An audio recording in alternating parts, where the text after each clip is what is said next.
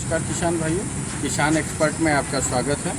मैं उदल सिंह आपको आज धान की खेती के बारे में बताएंगे कि धान की खेती कैसे करें, धान की खेती में क्या क्या डालें। इस समय धान की खेती का मौसम चल रहा है।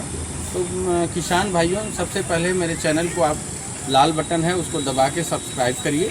सब्सक्राइब करने के बाद आप, क्योंकि नया वीडियो आए तो आप देखते रहें, इसमें दिक्कत ना हो। किसान भाइयों, इस समय धान की रुपाई का समय चल रहा है। रुपाई के समय में आप पहले सर्वप्रथम आप खेत की तैयारी कर लें, जुताई करवा लें, और उसके बाद जुताई होने के बाद आप उसमें धान लगवाने के बाद इस समय डीएपी, यूरिया और पोटास अवश्य डालें, यूरिया ना डालें, डीएपी और पोटास डालें। उसके बाद बहुत सारे किसान भाई होते हैं उसमें जिंक का छिड़काव करते हैं, जिंक डीएपी में मिला के डालते हैं। इससे कोई फ़ायदा नहीं होगा। जब जिंक और डीएपी एक साथ आप मिलाएंगे तो चूहे मारने की दवा बन जाती है, इसलिए वो आपका काम नहीं कर पाता है, वो डीएपी अनयूज हो जाता है आपका। तो इसलिए इस समय आप जिंक का स्प्रे, जिंक न डलवाएं उसमें मिला के। सर्वप्रथम आप ये काम करें कि डीएपी डलवा दें, पोटाश डलवा दें। पोटाश डलवाने के बाद आप धान की रोपाई शुरू करवा दें। रोपाई जब शुरू हो जाएगी तो रोपाई करने के बाद जब खेत से मजदूर निकलें तो उसमें पेटिला क्लोर 50% ईसी, अगर आपके खेत में पानी 24 घंटा से लेकर 48 घंटा तक रुके तो पेटिला क्लोर 50% ईसी डलवाएं।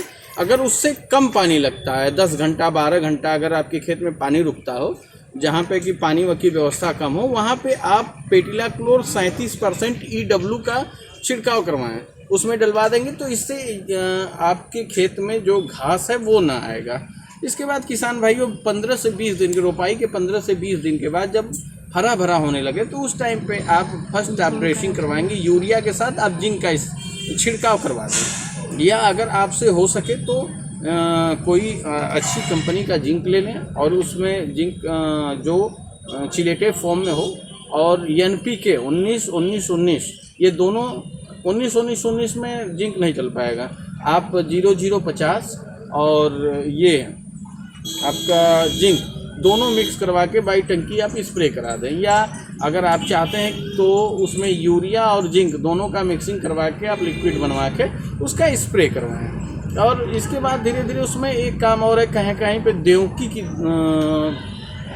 लग जाती हैं धान की जड़ों में, तो उसमें अगर आपको मिल जाए मिल जाएगा आपको फिप्रोनिल डलवा के उसमें बुआई करवा देंगे लेव में।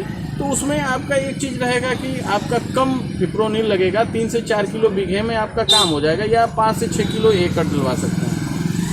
ये रहेगा तो आपका देवकी की दवा नहीं लगेगी, कम लगेगी, उसमें आपका काम हो जाएगा।